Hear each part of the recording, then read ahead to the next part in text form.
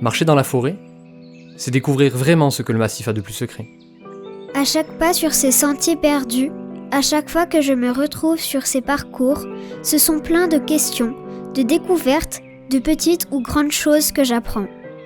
Alors, je prends le temps de m'arrêter, de retrouver la trace de l'homme dans le paysage, de me laisser surprendre aussi par les espèces sauvages. Moi j'habite ici, et je vois ce paysage, ce massif, qui évolue sans cesse, où rien ne semble figé. Il raconte à la fois la vie des hommes et il est en même temps le garant de leur futur. Ici, je me sens en éveil, au moindre craquement d'une branche sous mes pieds et au hasard d'une rencontre avec un animal. C'est plein de frissons, d'émotions fortes et c'est une vraie chance.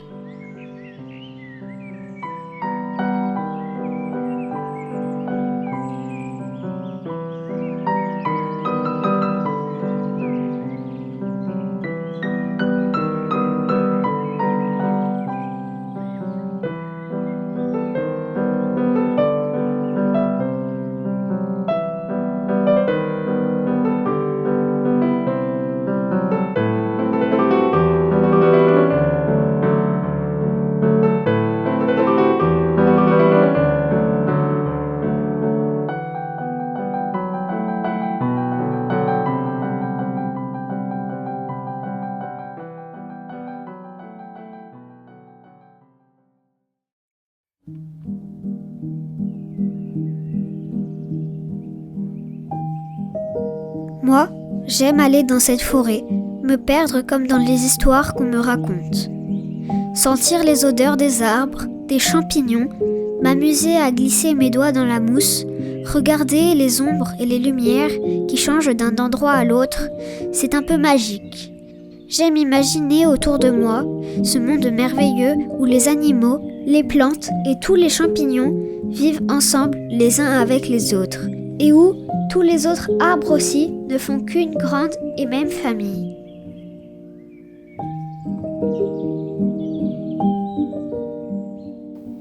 Le massif du Pic-Best à Oyette, c'est avant tout un massif forestier. Un massif forestier avec une dominance d'environ 65% de son territoire, ce qui correspond environ à 4700 hectares de forêt. De forêt donc, qui à la fois est une forêt qu'on peut considérer comme homogène, vue de l'extérieur, mais quand on y regarde de plus près, elle est multiple, elle est variée. Et cela s'exprime en fonction tout simplement de l'altitude des versants et également de la gestion forestière passée, puisqu'on a énormément aussi de traces de cette pratique viticole passée sur le massif. Donc là, ce qu'il y a autour de nous, on est dans une hêtraie, et donc c'est le hêtre qui majoritairement s'exprime dans ces moments-là, et à ces altitudes-là. C'est-à-dire qu'aujourd'hui, là, on voit que du hêtre autour de nous.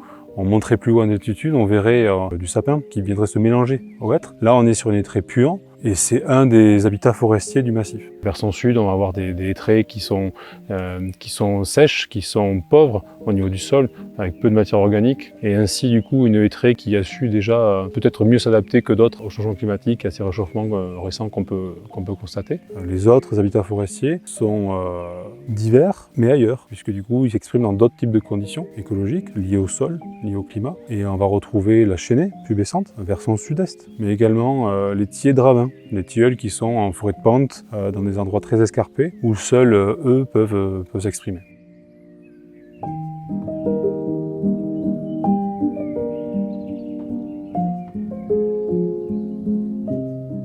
La continuité forestière, c'est le fait de garantir un milieu boisé continu dans l'espace et dans le temps. Donc la continuité temporelle, c'est le fait de garantir dans le temps des forêts et ainsi du coup gagner en maturité.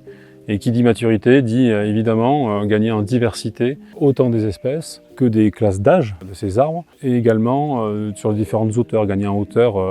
Le deuxième élément un peu obligatoire, c'est la continuité spatiale, c'est-à-dire le fait de garantir sur du long terme un espace boisé continu sur des surfaces suffisantes pour que les espèces animales s'expriment sans contrainte de passage, de circulation, pour qu'elles puissent du coup en fait exercer à la fois leurs besoins vitaux, qui est se reproduire et se déplacer.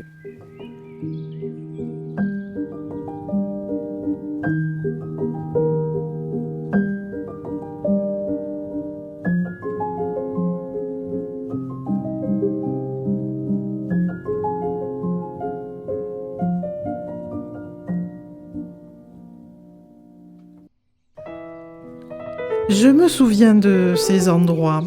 Autrefois, il y avait des chèvres qui venaient pâturer ici. Et aujourd'hui, je retrouve dans la forêt les traces de cet usage ancien.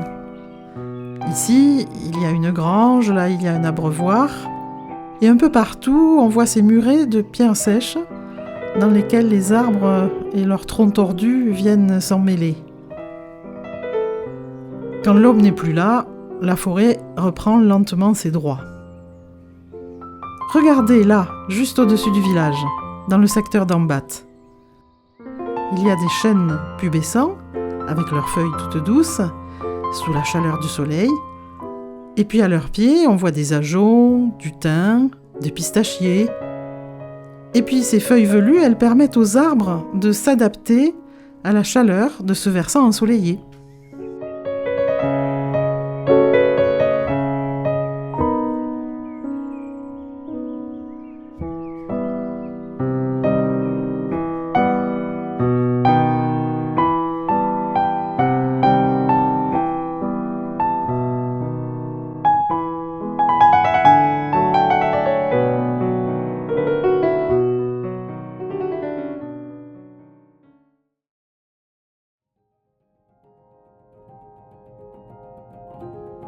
Alors, quand on monte encore, je rencontre les hêtres. Ce sont de grands arbres qui dominent tout et qu'on trouve souvent dans le massif. Ici, la forêt, elle était exploitée. Alors qu'autrefois on la voyait juste comme une ressource, aujourd'hui, on l'aperçoit aussi comme un milieu, un patrimoine à préserver. Elle abrite les oiseaux, des pics, plein d'insectes, des grands mammifères, chevreuils, sangliers, cerfs, enfin, toute une richesse naturelle incroyable. Ici, on est en forêt de Saint-Pé-de-Bigorre. En fait, c'est une forêt domaniale indivise.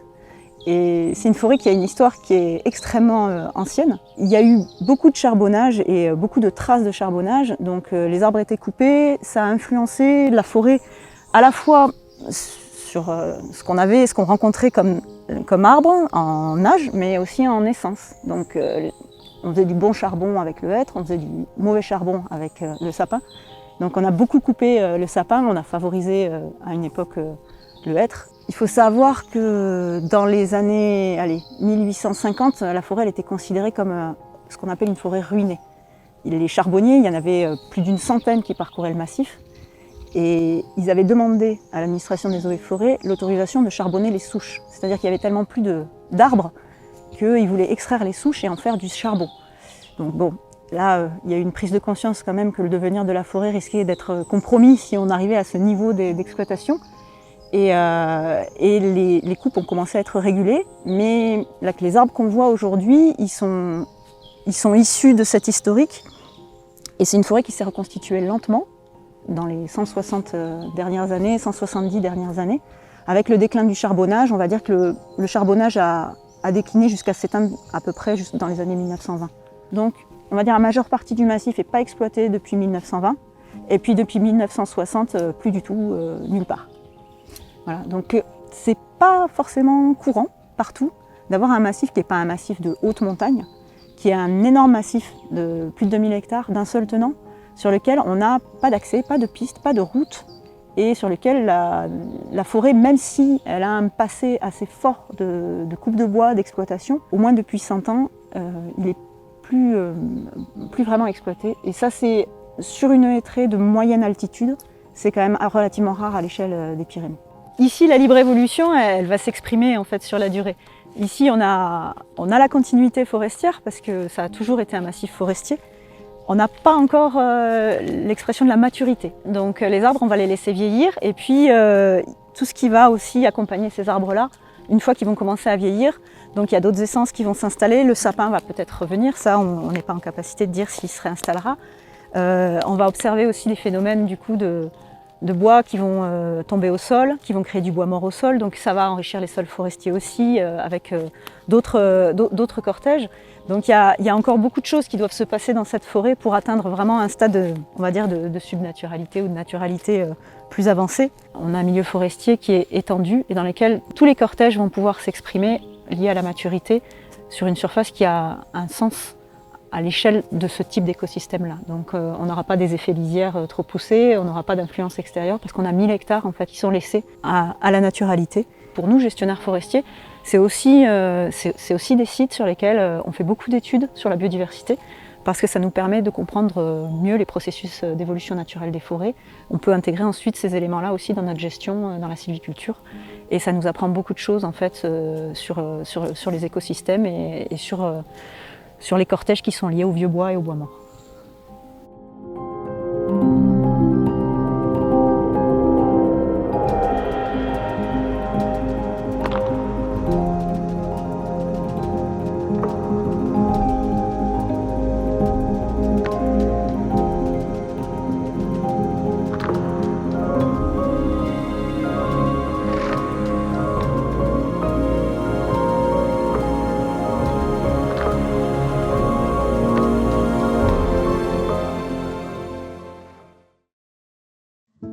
Au fil du temps, des années qui passent, la forêt prend encore plus un côté naturel, vraiment sauvage. L'arbre, il grandit, il vieillit. Autour de lui, il y a une richesse qu'on n'imaginerait pas au premier regard. C'est vraiment ce qu'on appelle la biodiversité. Alors, on va avoir des arbres morts, ces mousses, ces lichens, ces cavités, ces branches par terre. Et tout ça, ce sont là des indices d'une certaine naturalité.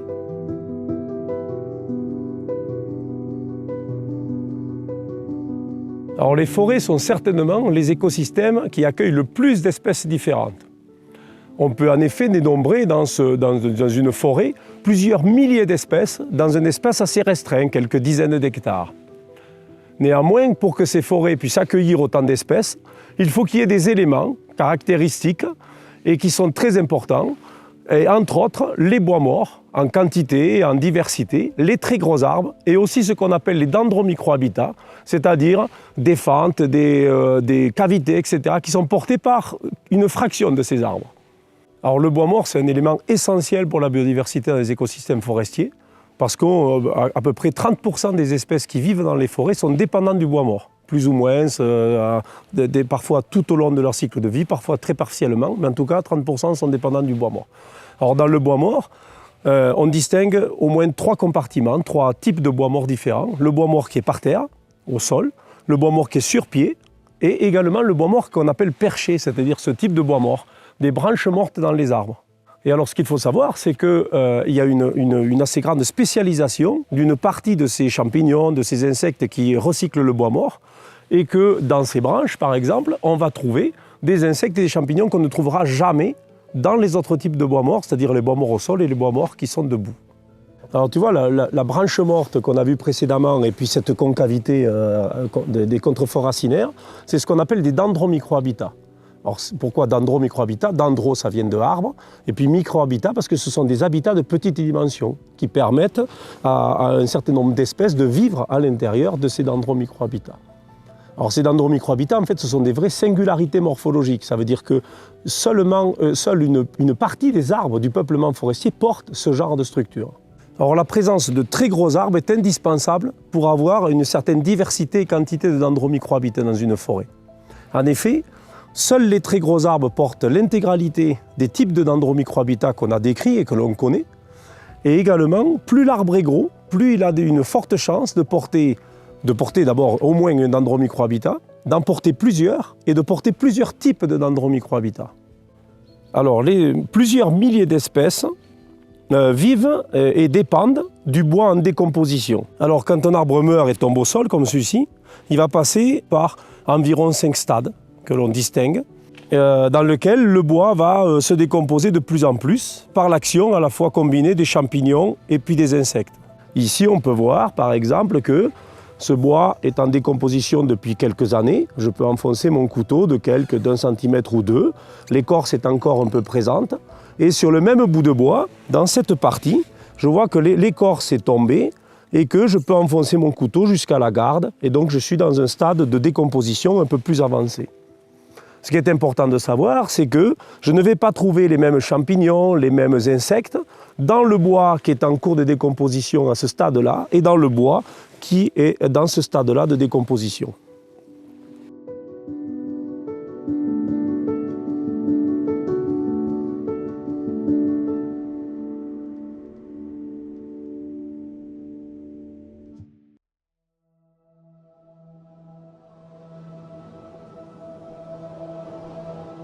Sur ce massif, on ne rencontre pas une, mais des forêts. Hêtraies, chênaies, tillées forment un ensemble continu. Elles sont comme connectées les unes aux autres. Aujourd'hui, elles vieillissent. Et c'est une bonne chose pour la nature. Les animaux, les végétaux et les champignons vont pouvoir y trouver tous les éléments essentiels pour exister. Les forêts du massif sont diverses, riches et complexes. Elles témoignent de leur passé, évoluent sans cesse et feront résonner dans l'avenir les choix d'aujourd'hui.